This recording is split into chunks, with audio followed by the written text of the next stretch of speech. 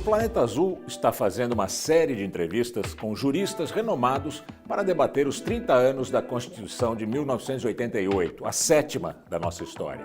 Diante de um cenário político incerto e confuso, é o caso de perguntar: valeu a pena? No próximo bloco, o professor André Ramos Tavares mostra os limites do presidencialismo, a necessidade de reforma do sistema eleitoral e também critica a histórica falta de planejamento no Brasil. Acompanhe.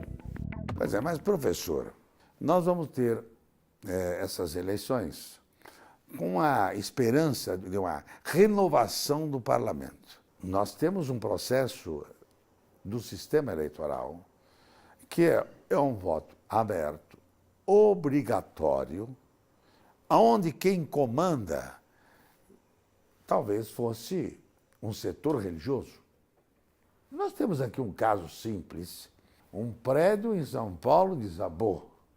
Esses moradores eram explorados, recebiam dinheiro do próprio município, controlado por alguns vereadores, pagar R$400 por mês de uma moradia que seria provisória.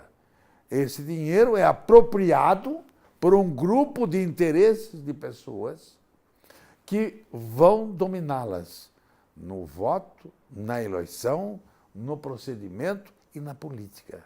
Porque se o voto não fosse obrigatório, talvez esse povo não teria tanta obrigação de fazer o compromisso da compra do voto.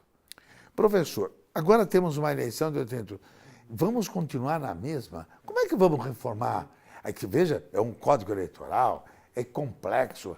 Como é que vamos resolver isso? Eu acho que, voltando à tua primeira colocação, acho importante, se de fato aconteceu, nesse caso aqui de São Paulo, né, nesse caso triste que ocorreu, do desabamento, eu pessoalmente acredito que isso só ocorre por, de novo, a falta do planejamento adequado anterior. Se fosse institucionalizada a questão relacionada à moradia das pessoas, não só suficientes, mas pessoas que estão abaixo da linha da pobreza, né? Vamos falar a verdade. Só no ano de 2017, o Brasil conseguiu aumentar em 1,5 milhão o número de pessoas que migraram da pobreza para a miséria. Né? Então, no Brasil, um problema crônico. O planejamento está previsto na Constituição, é obrigatório. Não existe governança sem planejamento.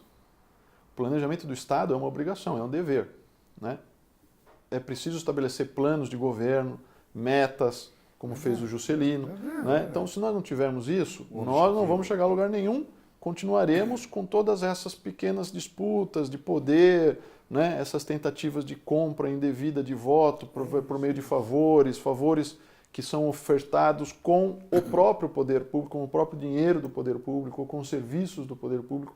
Então nós continuaremos nesse mesmo modelo, não tenho dúvida, concordo plenamente. Quer dizer, a renovação do Congresso Nacional, que nós esperamos, aguardamos e desejamos para o próximo ano, não é? A partir das eleições deste ano de 2018, em outubro, essa renovação ela é uma esperança, eu diria que um tanto utópica, não é? Porque nós não trabalhamos para isso. É uma questão cultural, não é um momento, não é num único momento que se decide isso. Sempre foi isso. Não é? Então nós continuamos com a mesma cultura que nós tínhamos e continuamos nela. Creio eu também que o Poder Judiciário, que é um poder tem sido importante na formatação da Constituição, especialmente com os direitos sociais. Eu diria que isso nós não podemos, no meu modo de ver, não podemos esquecer a falta do Estado no Brasil, no âmbito da sociedade. De alguma maneira, o Judiciário tem conseguido suprir a falta das políticas públicas necessárias. Não é o melhor caminho. Um povo sem educação tem dificuldade, não é, de fazer boas escolhas, de poder se posicionar. Um povo que está, na maior parte, em grande parte, está na pobreza ou na miséria, tem preocupações mais importantes que a sua própria sobrevivência do que escolher um bom candidato ou ir votar num bom candidato. Então, isto demonstra claramente que é imperiosa uma mudança eu diria, significativa, não é? Uma mudança mais radical. Se não houver uma grande tomada de consciência pela sociedade, como já aconteceu em outros momentos da história pontuais, uma grande tomada de consciência, é muito difícil que a renovação ocorra. A renovação é uma renovação de cultura. Nós podemos ter novos nomes no Congresso, nós podemos renovar mais da metade do Congresso e não significar renovação de verdade.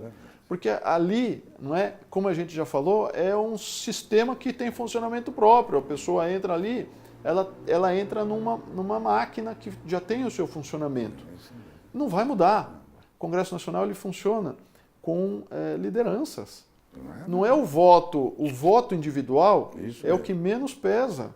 Em poucas circunstâncias, o voto individual dentro do Congresso é relevante. Então a gente tem voto de liderança, tem as lideranças indicando como se votam, né? A gente tem os presidentes dos partidos também indicando para os seus partidários como é que é a questão ideológica do partido. Próprias. E exatamente isso é muito importante. Comissões próprias. Porque as comissões no Brasil elas podem inclusive aprovar definitivamente o projeto de lei. A maior parte dos projetos de lei são aprovados em comissões. Eles não precisam ir a plenário. Verdade. E das comissões só participam poucos parlamentares, verdade, só aqueles que são selecionados, que são mais experientes, que já são conhecidos, que têm liderança no grupo ou que têm liderança no partido. Então, esse é o funcionamento do sistema. Então, veja, há muito a mudar se nós quisermos fazer uma mudança real. Mas por que nós iríamos querer fazer uma mudança tão significativa?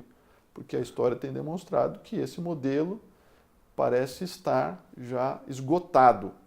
Não é? Nós não conseguimos sair da nossa condição periférica de país, de economia. Nós temos só agravado cada vez mais a nossa condição social. Há uma ruptura da sociedade cada vez maior. Não é? E os índices de criminalidade, que acho que é desnecessário falar, não é, professor Heitor? Porque, de alguma maneira, essa Constituição passou a ser desrespeitada.